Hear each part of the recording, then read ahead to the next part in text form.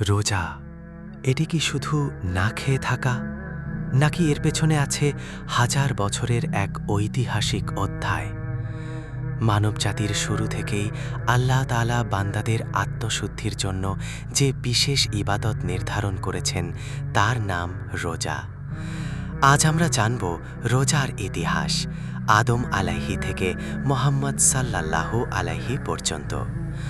আল্লাহ তাআলা আল কোরআনে বলেন, হে ঈমানদারগণ, তোমাদের ওপর রোজা ফরজ করা হয়েছে, যেমন ফরজ করা হয়েছিল তোমাদের পূর্ববর্তীদের ওপর, যাতে তোমরা তাকওয়া অর্জন করতে পারো।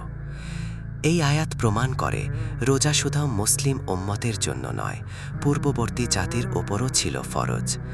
ইতিহাস বলে, মুসা আলাইহি তুর পাহাড়ে আল্লাহর সাথে কথোপকথনেও আগে টানা ৪০ দিন রোজা রেখেছিলেন।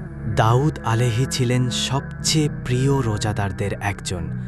তিনি একদিন রোজা রাখতেন, একদিন বিরতি দিতেন। এই রোজাকে বলা হয় সাওমে দাউদ। আর মারিয়া আলাইহি পালন করেছিলেন নীরবতার রোজা। তিনি কথা বলা থেকে বিরত ছিলেন আল্লাহর আদেশে।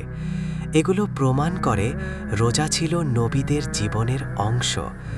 হিজরতের দ্বিতীয় বছরেই রমজানের রোজা ফরজ করা হয়।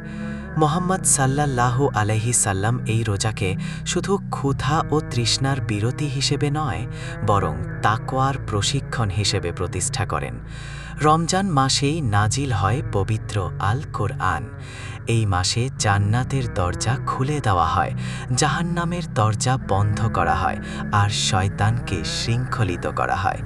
রোজা মানুষের আত্মাকে শুদ্ধ করে, হৃদয়কে নরম করে, আর আল্লাহর সাথে সম্পর্ককে দৃঢ় করে। রোজা আমাদের শেখায় ধৈর্য, সংযম, সহানুভূতি। যখন আমরা ক্ষুধার কষ্ট অনুভব করি, তখন আমরা দরিদ্র মানুষের কষ্ট বুঝতে পারি। আদম আলাইহি থেকে শুরু করে মুসা আলাইহি, দাউদ আলাইহি, আর শেষ নবী মুহাম্মদ সাল্লাম, সবাই রোজার মাধ্যমে আল্লাহর নৈকট্য অর্জন করেছেন। তাহলে আমরা কি প্রস্তুত এই ঐতিহাসিক ইবাদতকে সঠিকভাবে পালন করার জন্য?